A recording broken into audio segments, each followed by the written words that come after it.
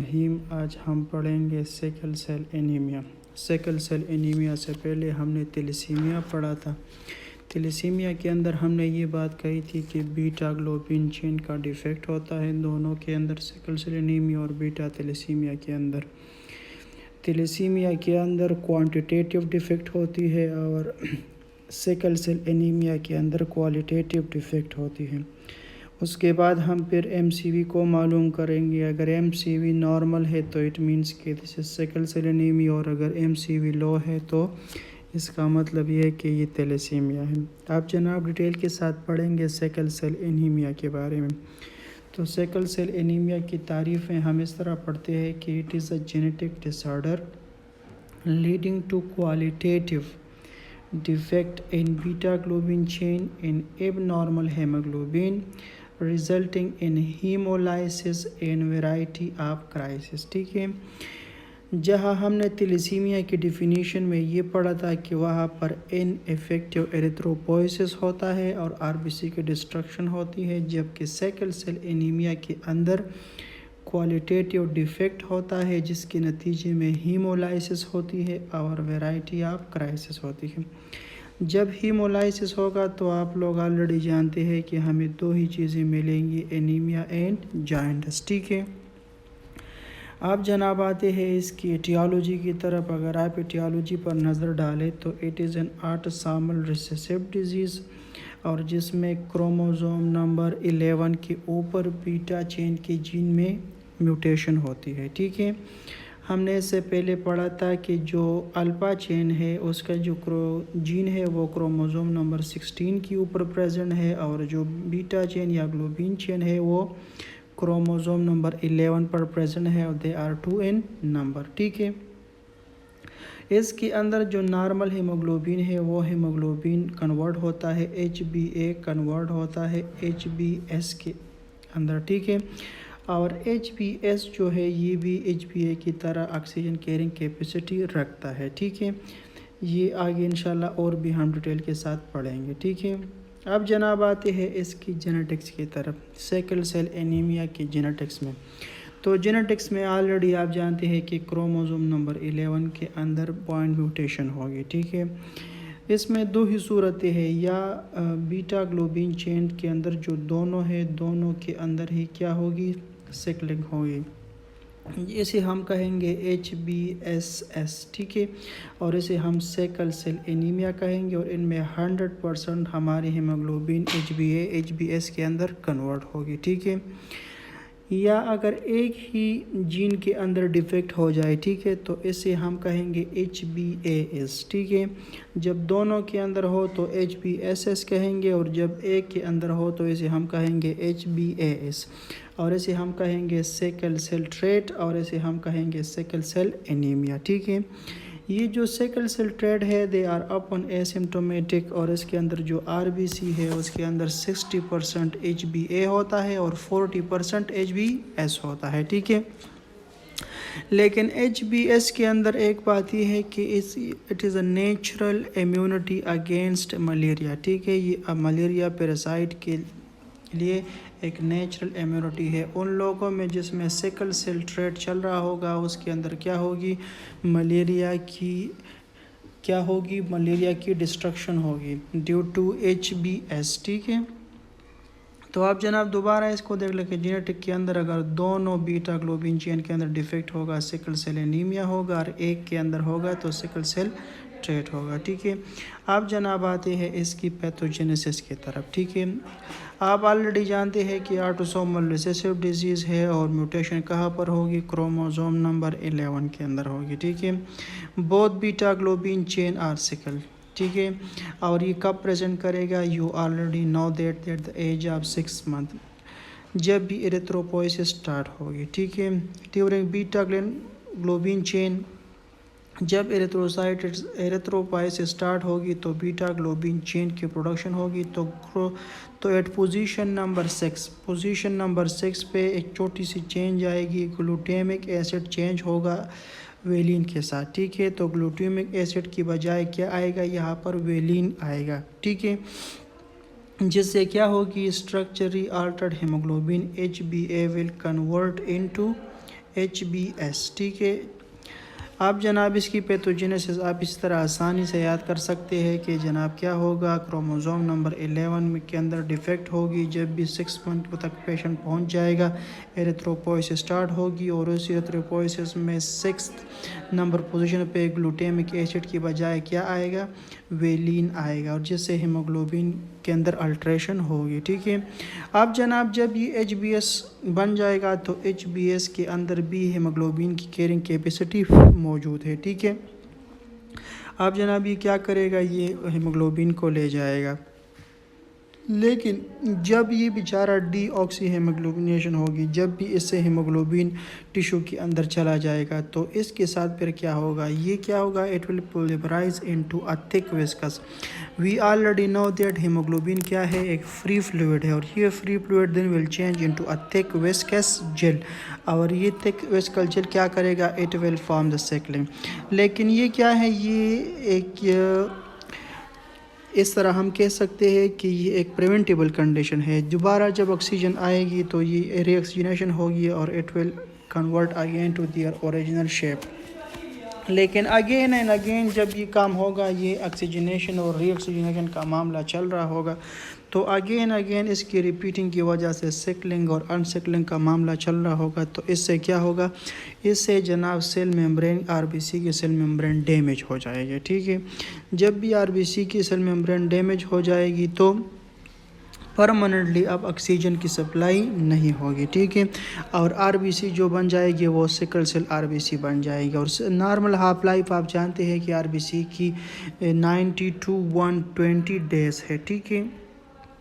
और जी जब ये सिकल सेल बन जाएंगे तो इन बेचारों का जो हाफ लाइफ है इट विल बिकम 20 डेज़, ठीक है। जब जनाब आरबीसी सिकल हो जाते हैं तो ये क्या होते हैं, दे आर नॉन फ्लेक्सिबल। ये नॉन फ्लेक्सिबल हो जाते हैं, इनको फ्लेक्सिबल होना पड़ता है क्योंकि स्प्लीन की एक नैरो वे से गुजरना पड़ता है, तो इसके कॉम्प्लेक्स आरबीसी कॉम्प्लेक्स होना पड़ता है। लेकिन यहाँ पर जो सेकल सेल्स होते हैं they are non flexible a non deformable, ठीक है। ये जब आप जब आते हैं तो स्प्लीन के अंदर क्या होते हैं, इंट्रैप हो जाते हैं। जब भी स्प्लीन के अंदर इंट्रैप हो जाते हैं तो वहाँ पर इन आरबीसी सेकल्स की डिस्ट्रक्शन हो जाती है। कौन इसको पकड़ता है, इसको स्प्लीनिक मैक्रोपेज पकड़ देते हैं, और जिसकी वजह से एक्स्ट्रा वास्कुलर हीमोलाइसिस होता है, ठीक है। जब भी सिकल सेल बन जाते हैं तो they are non modifiable, they are fixed, जिसकी वजह से स्प्लीन इसको इंट्रैप करता है, वहाँ पर स्प्लीनिक मैक्रोपेज इसकी डिस्ट्रक्शन करवाती है, जिसकी रिजल्ट में क्या होता है, एक्स्ट्रा वास्कुलर हीमोलाइसिस होता है, ठीक है। अब जनाब जब सेल मेम्ब्रेन क्या होता है, डैमेज होता है। जब सेल मेम्ब्रेन डैमेज होता है तो आपको पता है कि सेल के अंदर जितनी चीज़ें हैं वो सारे निकल जाएंगे, ठीक है। तो क्या होगा, इससे loss of micro and macro nutrients from cytoplasm of RBC, जिसके नतीजे में क्या होता है, इंट्रावास्कुलर हीमोलाइसिस होता है। इंट्रावास्कुलर हीमोलाइसिस के बारे में आप ये जानते हैं, जब भी हेमोग्लोबिन ब्लड वेसल के अंदर टूटेगा तो फ्री हेमोग्लोबिन हेप्टाग्लोबिन के साथ ऐड होगा। जब भी हेप्टाग्लोबिन के साथ ऐड होगा, जब भी ये हेप्टाग्लोबिन के साथ इसकी ऐड होती है, हीमोग्लोबिन यूरिया भी होती है। तो जनाब एक्स्ट्रा सेल एनीमिया के अंदर सबसे ज़्यादा सवाल जो आते हैं वो इसके क्राइसिस के ऊपर आते हैं। इसके अंदर तकरीबन 3 टाइप्स की क्राइसिस है, उनमें जो सबसे ज़्यादा इम्पोर्टेंट है, जिससे डेथ ऑफ द पेशेंट भी होती है, वो है वीनो ओक्लूसिव क्राइसिस, ठीक है।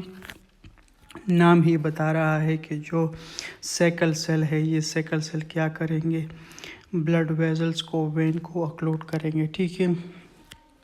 इसके अंदर होता क्या है, सेकल सेल जो होते हैं वो एक्सप्रेस करते हैं रिसेप्टर्स, किस चीज़ के लिए, एक रिसेप्टर्स को आप जानते हैं कि they are adhesion molecule.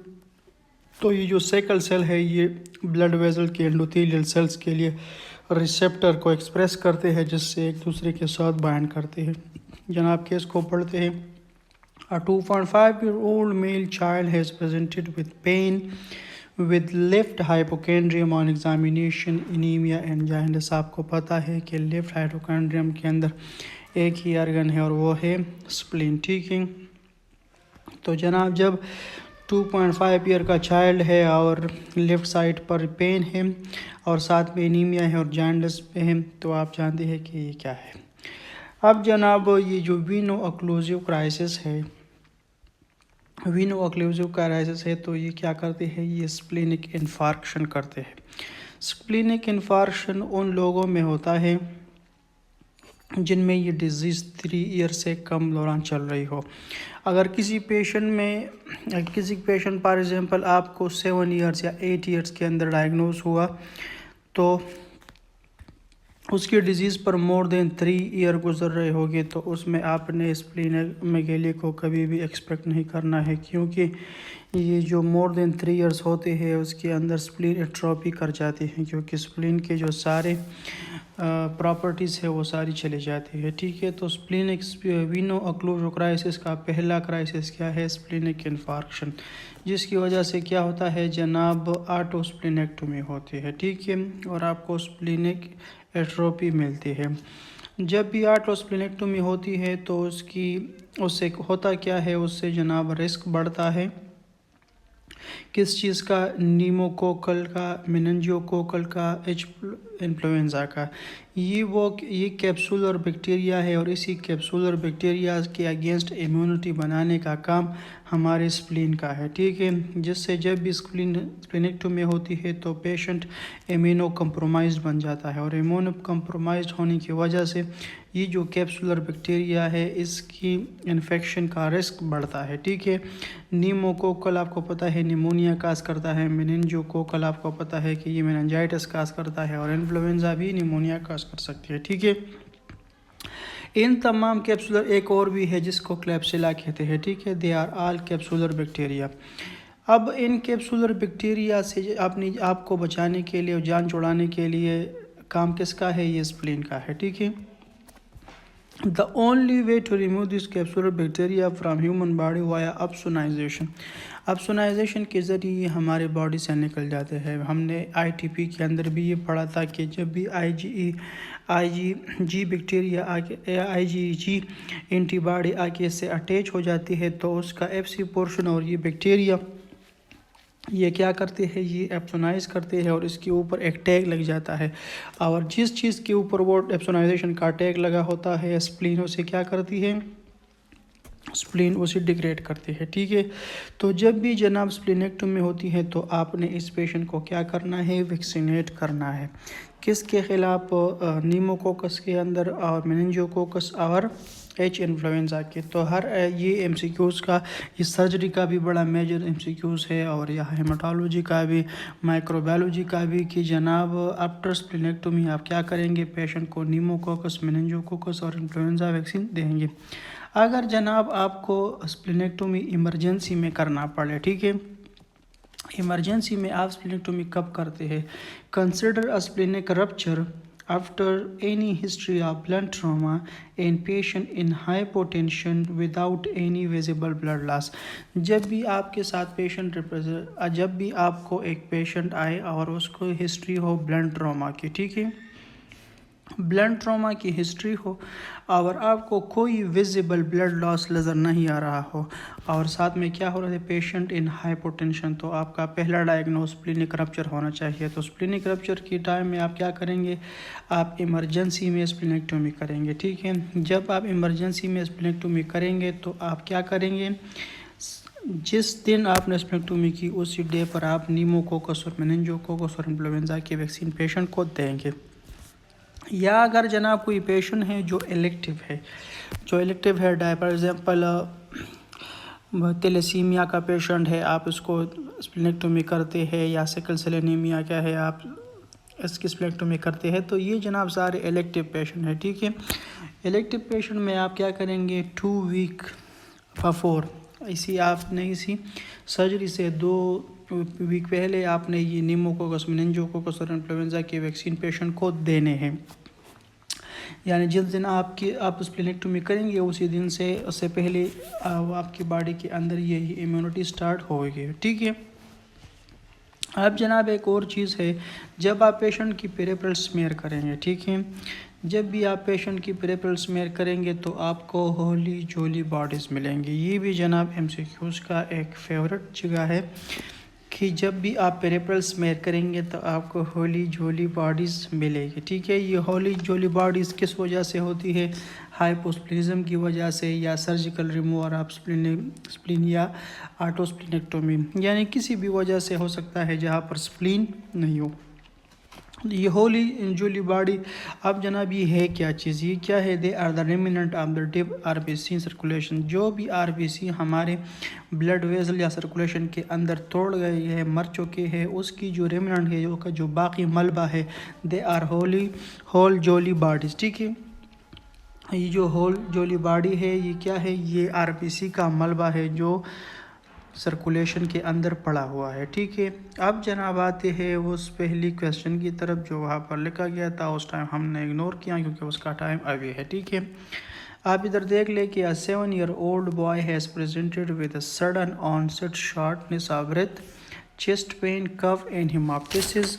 Chest X-ray shows infiltrate, lab show decrease hemoglobin with raised bilirubin LDH, ठीक है। तो आपको पता है कि यहाँ पर हीमोग्लोबिन कम है, एनीमिया है, साथ में बिलिरुबिन रेस है और एलडीएच है, हेमोलाइसिस के बायोमार्कर भी रेस है, साथ में शॉर्टनेस ऑफ ब्रेथ है, हेमोप्टिसिस है, कफ है। तो इसका मतलब ये है इसकी जो डायग्नोज है वो क्या है? वो एक्यूट चेस्ट सिंड्रोम है। Acute chest syndrome sickle cell anaemia के अंदर इसलिए होता है, जब हमने वीनो ऑक्लूसिव क्राइसिस के अंदर पढ़ा कि क्या होती है कि स्प्लीन के अंदर की जो ब्लड वेसल है वहाँ पर ये ब्लॉकेज करते हैं ये सिकल सेल। इसी तरह ये सिकल सेल पल्मोनरी कैपिलरी के अंदर भी क्या करती है? ट्रैप हो जाती है, और जिससे एक्यूट चेस्ट सिंड्रोम होता है, ठीक है। अब जनाब दूसरे केस को पढ़ते हैं। A 9-year-old girl present with acutely swollen painful red hot tender finger of hands and feet on examination anemia and jaundice। Anaemia jaundice आ गई है तो हेमोलाइसिस की बात हो गई, और साथ में इतनी हिस्ट्री दी गई है। का मतलब ये है कि यहाँ पर जो हैंड्स और फेट के अंदर जो स्मॉल वेजल है उसके अंदर सिकल सेल एनीमिया नहीं, सिकल सेल वहाँ पर ट्रैप हो चुके हैं। इसको कहते हैं painful head and feet syndrome कहते हैं, ठीक है। यानी ये दोनों काम रहमान रहीम। अब हम पढ़ेंगे ग्लूकोज 6 फॉस्फेट डिहाइड्रोजनेज डिफिशिएंसी के बारे में, जिसको हम G6PD एनीमिया के नाम से भी जानते हैं, ठीक है। सबसे पहले आते हैं जनाब इसकी डिफिनीशन की तरफ। It is a inherited enzymatic defect in hexomonophosphate pathway. Hexomonophosphate pathway के अंदर क्या है? ये एक एंजाइमेटिक इनहेरिटेड डिफेक्ट है जिसको हम HMP शंट के नाम से भी जानते हैं, ठीक है। जब भी इस पाथवे के अंदर डिफेक्ट होगा which produce RBC ability to protect themselves against oxidant leading to hemolysis, जिसमें RBC की अंदर ये ख़ासियत ख़त्म हो जाएगी कि वो अपने आप को ऑक्सीडेंट से बचा सके, जिसके नतीजे में हीमोलाइसिस होगी। ग्लूकोज 6 फॉस्फेट डिहाइड्रोजनेज ये एक इनहेरिटेड एंजाइमेटिक डिफेक्ट है HMP शंट के अंदर, जिसमें RBC के अंदर ये क्वालिटी ख़त्म हो जाती है कि वो अपने आप को ऑक्सीडेंट के ख़िलाफ़ प्रोटेक्शन करे, जिसके नतीजे में हीमोलाइसिस होती है, ठीक है। ऑक्सीडेंट और फ्री रेडिकल्स आप जानते हैं, इसके अंदर ये एबिलिटी होती है कि ये सेल के स्ट्रक्चर को डैमेज कर सके, सेल की लाइसिस कर सके, ठीक है। आप ऑलरेडी जानते हैं कि RBC जो है उसके अंदर न्यूक्लियस नहीं है, ठीक है। उसके अंदर माइटोकॉन्ड्रिया भी नहीं है। तो माइटोकॉन्ड्रिया जब नहीं है तो सवाल ये है कि ये ATP या एनर्जी है ये कहाँ से आती है? तो ये हमारे RBC के अंदर दो पाथवे है, एक को हम कहते हैं ग्लाइकोलाइटिक पाथवे और एक को कहते हैं HMP शंट।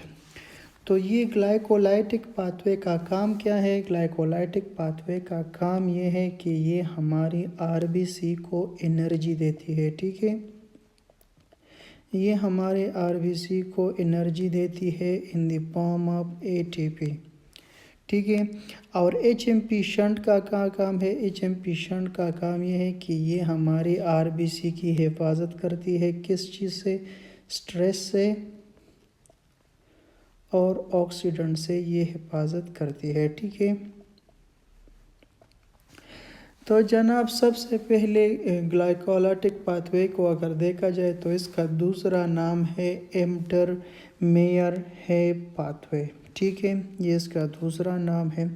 सबसे पहले जनाब आरबीसी के अंदर जब ग्लूकोज आता है, ठीक है, तो हेक्सोकाइनेज एंजाइम की मदद से, हेक्सोकाइनेज एंजाइम की मदद से ग्लूकोज के साथ 6 फॉस्फेट एडेड हो जाते हैं, ठीक है, जिससे बनता है ग्लूकोज 6 फॉस्फेट, ठीक है। अब जनाब ये ग्लूकोज 6 फॉस्फेट जो है ये कन्वर्ट होता है फ्रक्टोज 6 फॉस्फेट के अंदर, ठीक है।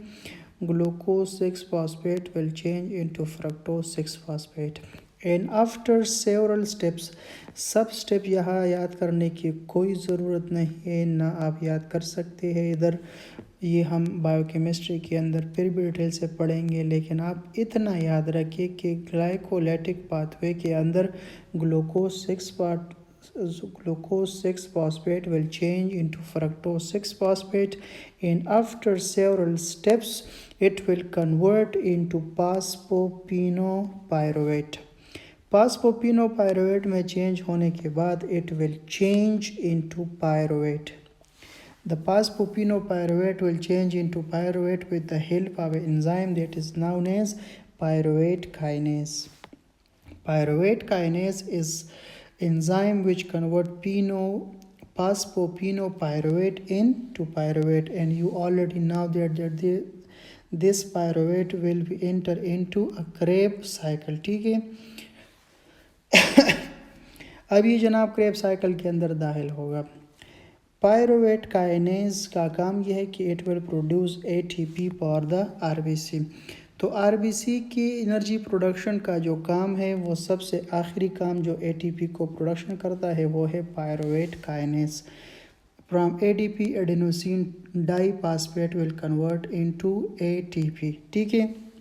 अब जनाब ये जो पायरुवेट काइनेज के, तो यहाँ पर एक क्लिनिकल पॉइंट को लिख देते हैं। In pyruvate kinase deficiency, anemia RBC are unable to produce ATP. Whenever there is a pyruvate kinase deficiency, the ADP will not convert into ATP. So in the result, the ATP production will be decreased, leading to their premature demise of RBC and circulation, जिसकी वजह से RBC की क्या होगी? Destruction होगी circulation के अंदर, ठीक है। ये तो जनाब हो गई ग्लाइकोलाइटिक पाथवे। अब जनाब ग्लूकोज 6 फास्फेट को glucose G6PD glucose 6 phosphate dehydrogenase enzyme will convert it into HMP shunt. इसीलिए इसको शंट भी कहते हैं कि ये HMP के पाथवे को ग्लाइकोलाइटिक पाथवे से HMP के पाथवे में क्या करती है? ग्लूकोज 6 फॉस्फेट को ऐड करती है via the help of glucose 6 phosphate dehydrogenase, ठीक है। इसके अंदर होगा क्या? यही होगा कि glucose 6 phosphate will convert into 6 फास्फोग्लूकोनेट, ठीक है। जब ये 6 फास्फोग्लूकोनेट के अंदर कन्वर्ट होगा तो साथ में ये NADP को कन्वर्ट करेगा NADPH के अंदर, ठीक है। जब NADPH के अंदर कन्वर्ट होगा तो ये ऑक्सीडाइज ग्लूटाथायोन को कन्वर्ट करेगा इनटू रिड्यूस ग्लूटाथायोन, ठीक है। The end product of glycolytic pathway is ATP pyruvate and the end product of HMP shunt is reduced glutathione, ठीक है जनाब। जब ये रिड्यूस ग्लूटाथायोन प्रोड्यूस होगा it is a main product of HMP shunt, और इसका काम क्या है? इसका काम ये है कि इट इज़ अ एंटीऑक्सीडेंट, ठीक है।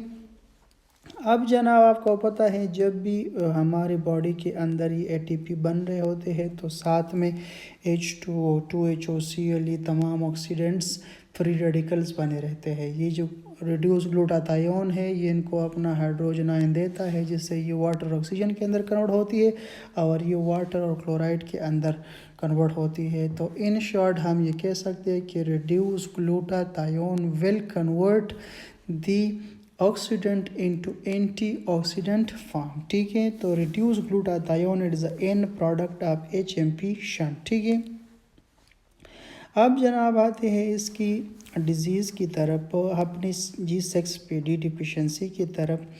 की इटियोलॉजी को अगर हम देखें तो this is an X link recessive disease. तो एक्स लिंक से पता चला कि it will be more common in male. Pathogenesis कि अगर आप देखें तो ये आपको पता है कि इट्स एन एंजाइमेटिक प्रोटीन। तो इसके लिए क्या होगी, जीन होगी। जब भी उस जीन के अंदर क्या होगी, म्यूटेशन होगी तो G6PD नहीं बनेगा। जब G6PD नहीं बनेगा तो ग्लूकोज 6 फॉस्फेट जो है वो HMP शंट के अंदर दाखिल नहीं होगा, जिसकी वजह से क्या होगा, NADPH के अंदर कन्वर्ट नहीं होगी और जिससे रिड्यूस ग्लूटाथायोन इन RBC नहीं बनेगा। यानी RBC के अंदर अब क्या होगी, एंटीऑक्सीडेंट मौजूद नहीं होगी। अब जनाब ये जब नहीं होगी तो रूटीनली इस तरह होता है कि पेशेंट को भी थोड़ा सा तकलीफ़ नहीं होता और डॉक्टर से भी मिस हो जाता है। तो routinely mild degree of haemolysis होती है जिसका ना पेशेंट केयर करता है और ना डॉक्टर इतनी गौर व फिक्र करता है, उससे भी मिस हो जाता है। ठीक है, जब भी जनाब सडन मैसिव हीमोलाइसिस हो जाती है, ठीक है, जब भी सडन मैसिव हीमोलाइसिस इन G6PD डिफिशिएंसी हो जाती है, उसकी जो मेन काज है वो क्या है, ऑक्सीडेटिव स्ट्रेस। अब ये जो ऑक्सीडेटिव स्ट्रेस है it may be due to drug, it may be due to infection, it may be due to food. ठीक है, तो ये तीन चीज़ें हो सकती है जो ऑक्सीडेटिव स्ट्रेस करवाती है इन G6PD डिफिशिएंसी, जिसकी वजह से सडन मैसिव हेमोलाइसिस होता है। ठीक है, अब जनाब ड्रग के अंदर सबसे पहले जो मोस्ट कॉमन ड्रग है वो है एंटी मलेरियल ड्रग, और एंटी मलेरियल में भी क्लोरोक्विन एंड प्रीमाक्विन। क्लोरोक्विन के बारे में आप जानते हैं, क्लोरोक्विन जो है ये एंटी मलेरियल ड्रग है और प्रीमाक्विन भी आप जानते हैं कि ये एंटी मलेरियल ड्रग है। ठीक है, सबसे पहले the most important thing you must know that G6PD deficiency will provide natural immunity against malaria. जनाब जिसके अंदर G6PD की डिफिशिएंसी होगी उसमें मलेरिया की अगेंस्ट नेचुरल इम्यूनिटी होगी। लेकिन सवाल को देखते हैं, 17-year-old boy present with worsening jaundice and anaemia after taking chloroquine given by a general practitioner for fever. ठीक है, एक जीपी ने इसको फीवर के लिए दे दिया।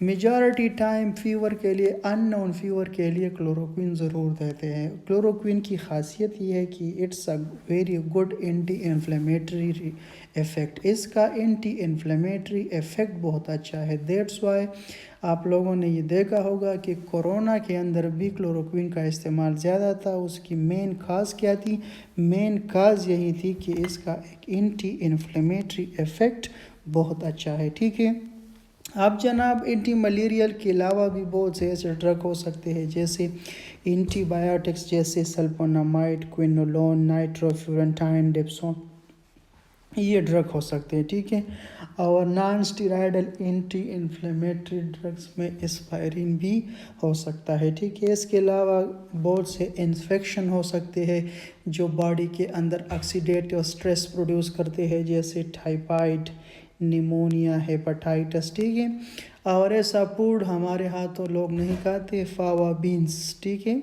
दूसरे मुल्कों में लोग खाते हैं। तो ये फावा बीन्स जो है ये भी ऑक्सीडेटिव स्ट्रेस काज करती है। तो इन शॉर्ट नॉर्मली जो होगा वो रूटीनली डायग्नोज नहीं हो, लेकिन जब भी मैसिव हीमोलाइसिस होगा, the massive haemolysis will be due to the drug and the most common drug is chloroquine and primaquine, and other may be antimicrobial or NSAIDs, and the infections in fava bean foods. ठीक है, अब जनाब जब भी oxidative stress होता है drug की वजह से, इन्फेक्शन की वजह से, फूड की वजह से, तो इसके अंदर क्या होता है, increase oxidant level in RBC and damage or denature the RBC. ये आरबीसी को जनाब क्या करते हैं, ये डैमेज कर देते हैं। आरबीसी के अंदर आपको पता है हीमोग्लोबिन है, तो ये जो फ्री रेडिकल्स बने हैं ये हीमोग्लोबिन के साथ बाइंड करेंगे। और आपको पता है कि हीमोग्लोबिन के अंदर दो ही चीज़ें हैं, एक हीम है और एक ग्लोबिन है। तो ये जनाब ये जो ऑक्सीडेंट है it will bind with globin chain, और ग्लोबिन चेन के अंदर एक स्पेशल ग्रुप है जिसको कि हम कहते हैं SH ग्रुप। ठीक है, तो these oxidant will bind with the SH group of globin chain. ठीक है, इससे क्या होगा, द हीमोग्लोबिन की प्रेसिपिटेशन होगी और जिससे इनसॉल्युबल एग्रीगेट ऑफ हीमोग्लोबिन बनेगा। ठीक है, जब भी इनसॉल्युबल एग्रीगेट ऑफ हीमोग्लोबिन बनेगा, जब भी हम इसकी पेरिफेरल स्मेयर करेंगे, तो पेरिफेरल स्मेयर की अगर हम एक स्टेन देंगे, उस स्टेन का नाम है क्रिस्टल वायलेट स्टेन। जब हम क्रिस्टल वायलेट स्टेन देंगे आरबीसी के साइटोप्लाज्म में, तो हम इधर एक बॉडी देखेंगे जिस बॉडी को हम क्या कहेंगे, हीन्स बॉडी।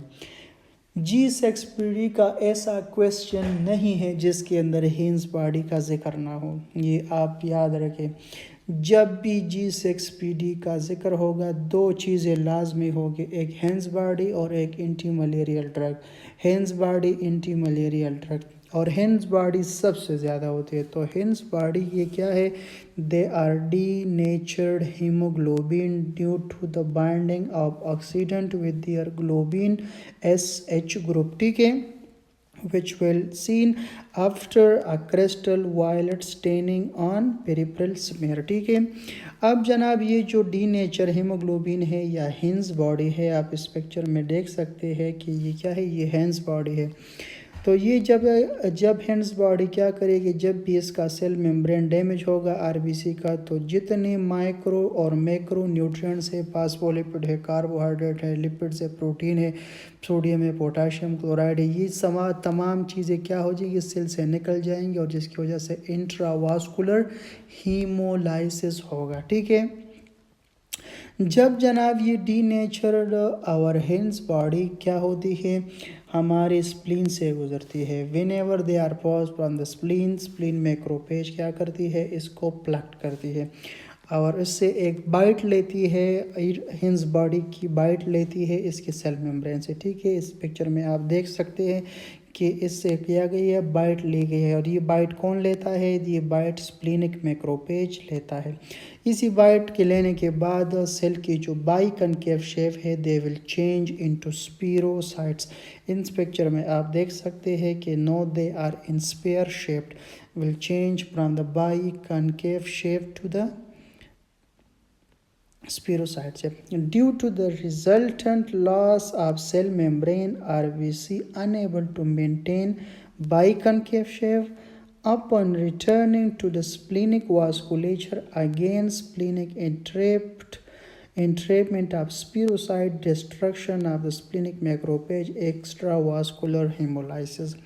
जब भी सेल की मेम्ब्रेन डैमेज होगी उसकी वजह से क्या होगी, पहले मैंने कहा कि बायो कनकेव शेप को ये मेंटेन नहीं करेगी, स्पीरोसाइट के अंदर करना होगा। जब स्पीरोसाइट दोबारा मैक्रोपेज के पास आएगी, स्प्लिनिक मैक्रोपेज के पास, तो इसकी फिर क्या होगी, एक्स्ट्रावास्कुलर हीमोलाइसिस होगी।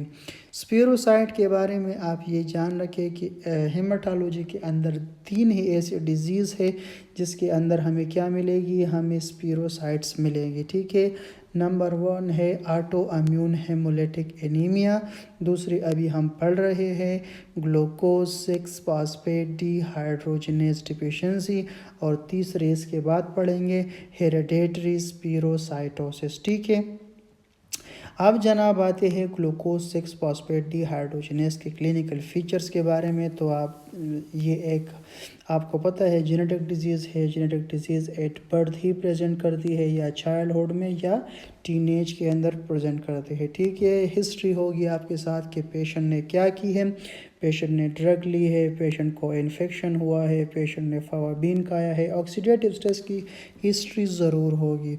और इसके अंदर क्या होगी, पेशेंट को एनीमिया, जॉन्डिस और dark urine due to intravascular haemolysis. ठीक है, on examination you will find splenomegaly. Complication को अगर देखें तो पिगमेंटेड गाल स्टोन आपको मिलेगी। Whenever there is haemolysis the increase of the gall stone will increase. ठीक है, सीवियर एनीमिया होगा, haemoglobin less than 7 gram per decilitre due to haemolysis. First step में आपको पता है हम CBC करेंगे, हीमोग्लोबिन कम मिलेगा, पेक्सल वॉल्यूम कम मिलेगा, मार्कर ऑफ हीमोलाइसिस पॉजिटिव होंगे यानी सीरम अनकंजुगेटेड बिलिरुबिन ज़्यादा होगा, साथ में हमें LDL मिलेगा और हमें क्या मिलेगी, हीमोग्लोबिन मिलेगा। ठीक है, हिप्टोग्लोबिन कम मिलेगा। जब भी यूरिन में देखेंगे तो हीमोग्लोबिन यूरिया मिलेगा, और जब हम क्या करेंगे, अल्ट्रासाउंड करेंगे तो अल्ट्रासाउंड पे हमें स्प्लीनोमेगेली मिलेगी। ठीक है, सेकंड स्टेप पर जाएंगे, हम MCV को देखेंगे, MCV हमें नॉर्मल मिलेगी।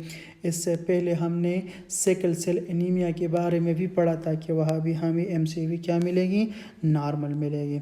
अब जनाब जब हम इन्वेस्टिगेशन ऑफ चॉइस की तरफ जाएंगे और पेरिफेरल स्मेयर करेंगे तो पेरिफेरल स्मेयर में आप देखेंगे कि आपको नॉर्मोसाइटिक नॉर्मोक्रोमिक RBC मिलेगी, साथ में जनाब आपको क्या मिलेगा, आपको बाइट सेल मिलेंगे। ठीक है, साथ में आपको बाइट सेल मिलेंगे, हेंस बॉडीज़ भी मिल सकते हैं और आपको स्पीरोसाइट्स मिलेगी। तो इसका हाल मार्क क्या है कि हाल मार्क ये है कि आपको स्पेयर शेप RBC मिलेंगे। ठीक है, अब जनाब आते हैं थर्ड स्टेप के ऊपर। तो थर्ड स्टेप में आप ये याद रखें कि जितनी भी एंजाइमेटिक डिफेक्ट है, हर एंजाइमेटिक डिफेक्ट का इन्वेस्टिगेशन आप चाहे यही है कि हम क्या करेंगे, एंजाइम ऐसे करेंगे।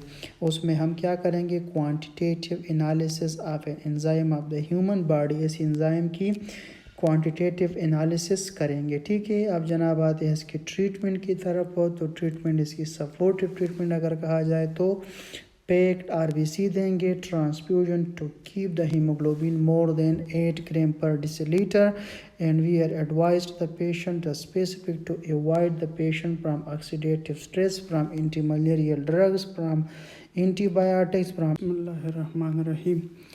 अब हम पढ़ेंगे हेरिडेटरी स्पीरोसाइटोसिस। ठीक है, इसके अंदर हमें दो चीज़ें मिलेगी, एक हेमोलिटिक एनीमिया और दूसरा सेल मेम्ब्रेन डिफेक्ट। ठीक है, अब जनाब आते हैं सबसे पहले हेरिडेटरी स्पीरोसाइटोसिस की डिफिनीशन पढ़ते हैं।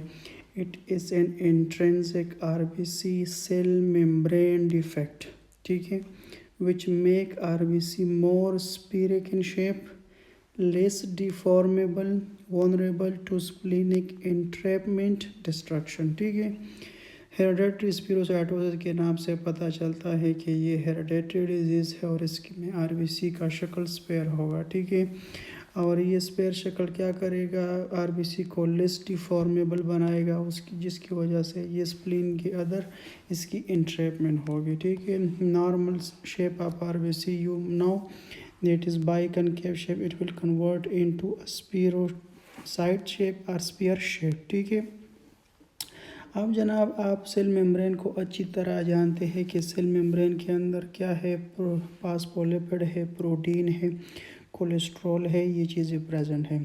RBC के सेल मेम्ब्रेन को अगर हम देखें, they are made from a lipid bilayer है, जो क्या है, फॉस्फोलिपिड है।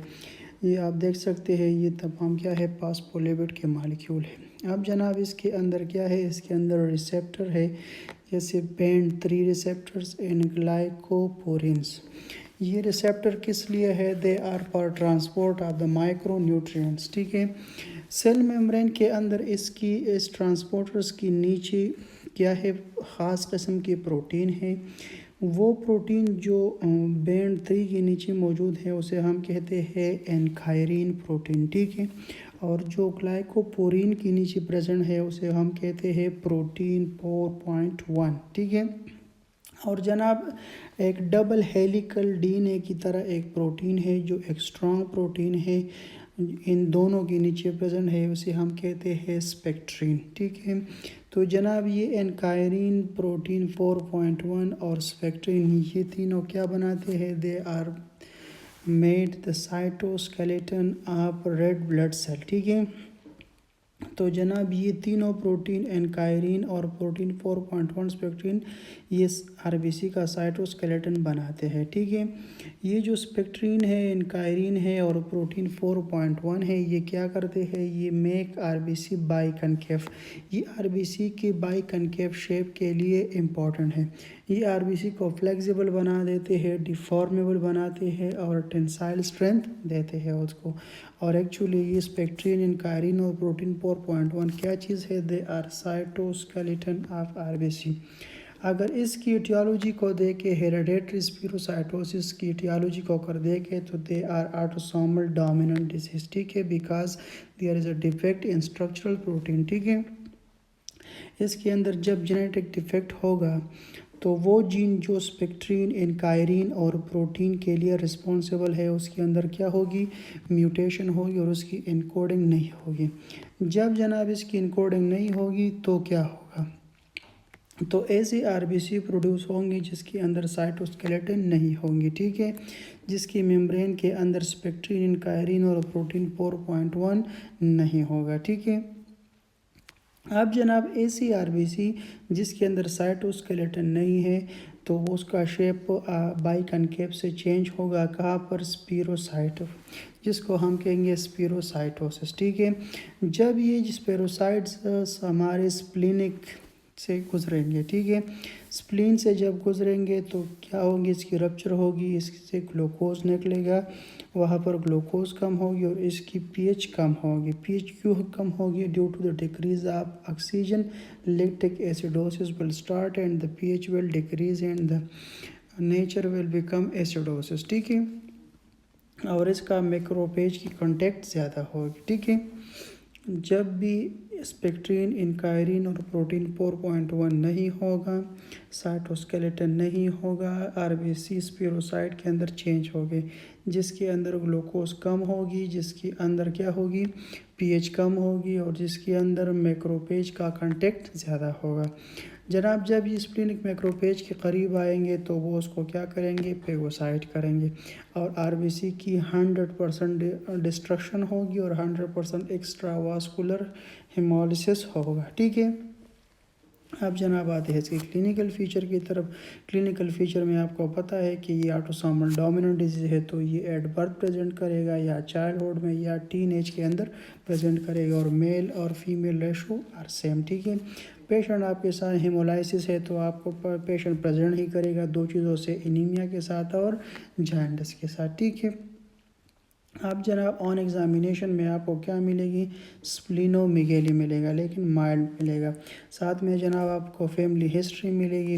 फैमिली हिस्ट्री में क्या होगा, हेमाटोलॉजिकल डिसऑर्डर होंगे, रिपीटेड ब्लड ट्रांसफ्यूजन होगा या स्प्लिनेक्टोमी होगी। ठीक है, अब जनाब आते हैं इसकी कॉम्प्लिकेशन की तरफ। ठीक है, कॉम्प्लिकेशन में जनाब गल स्टोन होगा। आपको पता है कि जब भी हेमोलिसिस होगी तो गल स्टोन होगा। आपको पता है कि गल स्टोन मेजॉरिटी टाइम तो 4F के साथ क्या है, एसोसिएट है, फीमेल फर्टाइल फेट 40। ठीक है, तो ये उसके साथ में, लेकिन जब भी आपको चाइल्डहुड के अंदर गर्ल स्टोन मिले तो आपने सबसे पहले हीमोलाइसिस के बारे में सोचना चाहिए। तो हेरिडेटरी स्पीरोसाइटोसिस के अंदर भी एक आपको गर्ल स्टोन मिल सकती है। ठीक है, दूसरा हेमोलिटिक क्राइसिस होगा। Haemolytic crisis increase haemoglobin suddenly and increase serum total bilirubin suddenly and increase spleen in size. ठीक है, ये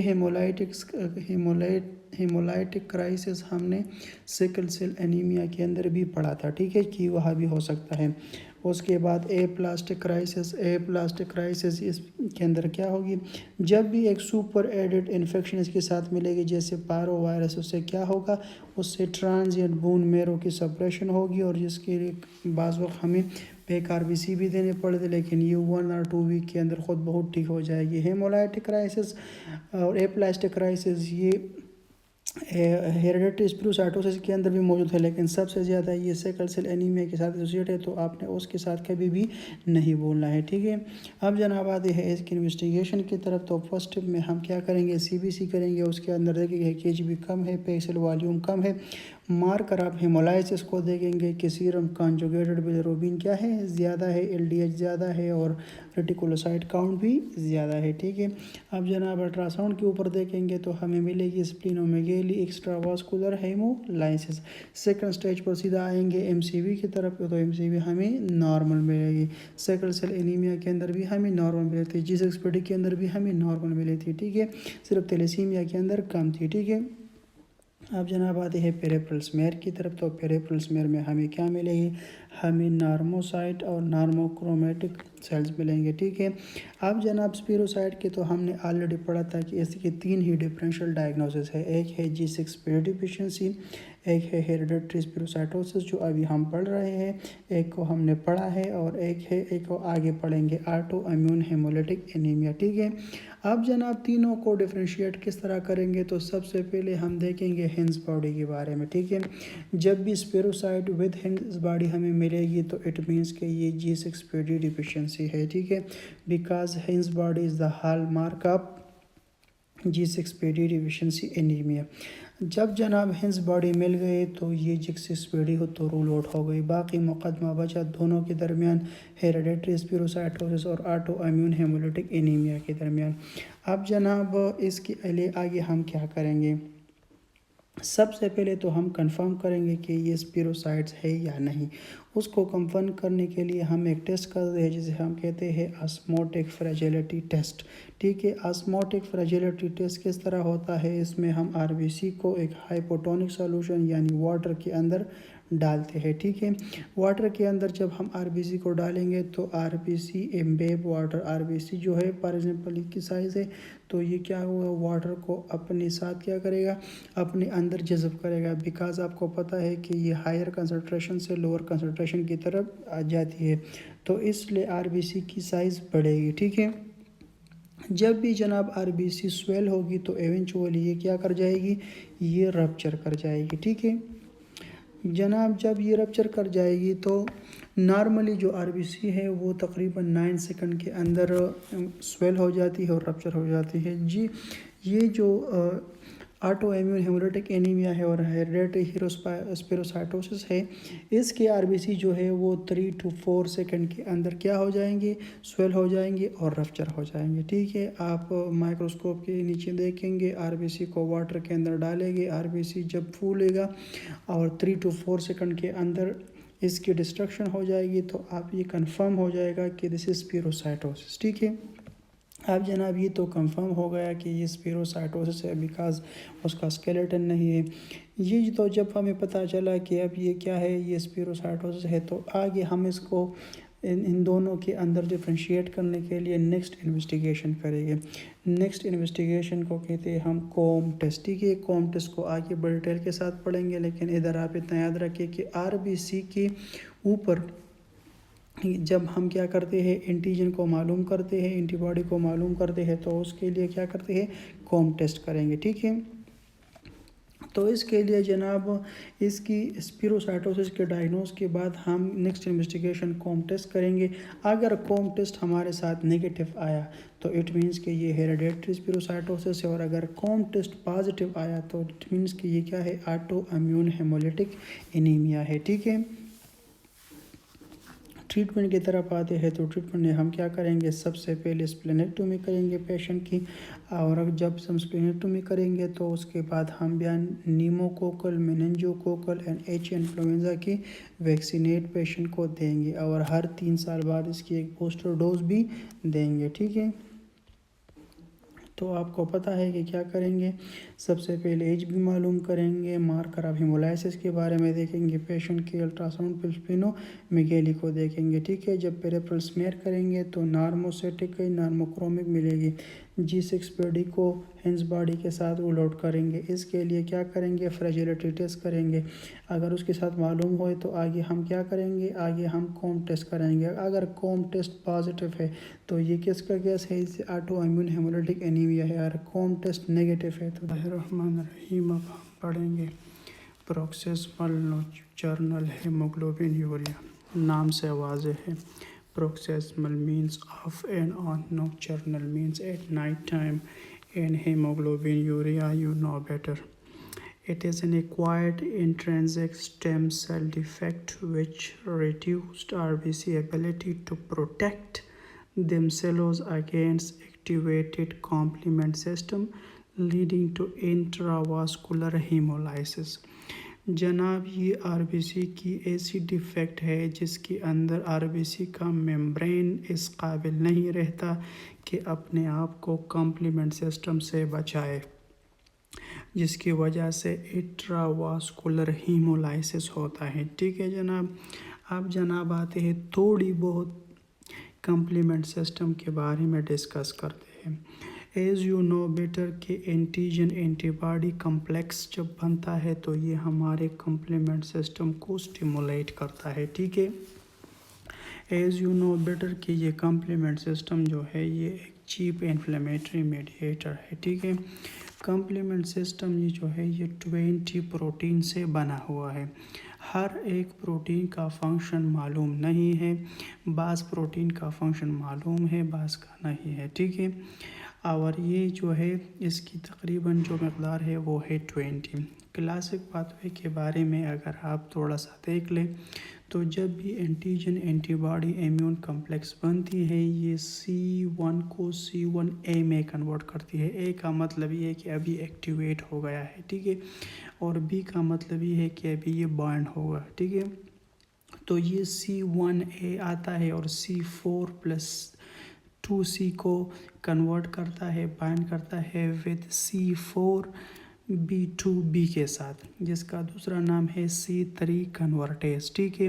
अब ये C3 कन्वर्टेज आता है और C3 को C3A और C3B में कन्वर्ट करता है। C3 को हम एनाप्लालेक्टिन भी कहते हैं, ये हम पहले कह चुके हैं।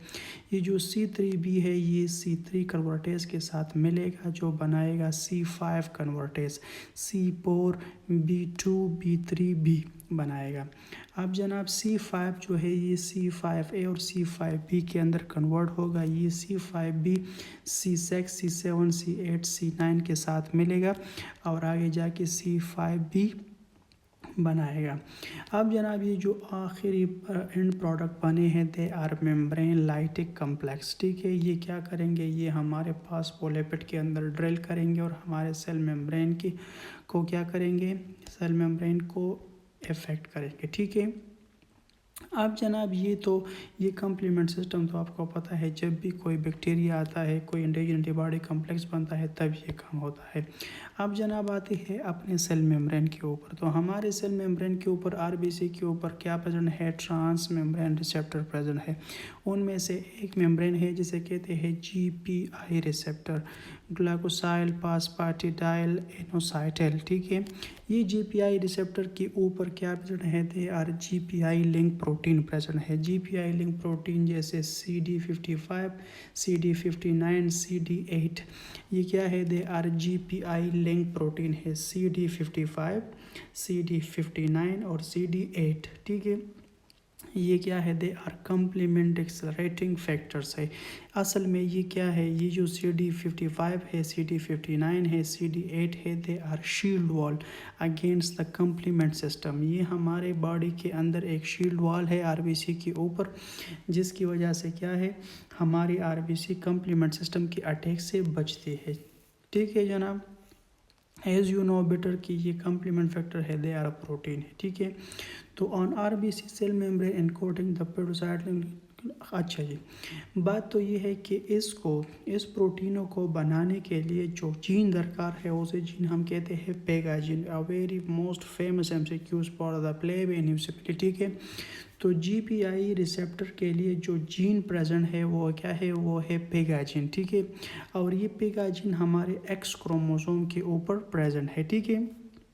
जब भी जनाब कोई भी एक्वायर्ड क्या होती है जेनेटिक डिफेक्ट है, जब भी कोई वायरस आता है, केमिकल्स आती है, रेडिएशंस आती है और कोई इफ़ेक्ट आता है तो ये हमारे पेगा जीन को डिफेक्ट करता है। जब भी पेगा जीन डिफेक्ट होगा तो ये हमारे बोन मैरो के अंदर स्टेम सेल को डिफेक्ट करेंगे, ठीक है। जिससे क्या होगा, जैसे हमारा पेगा जीन डिफेक्ट होगा।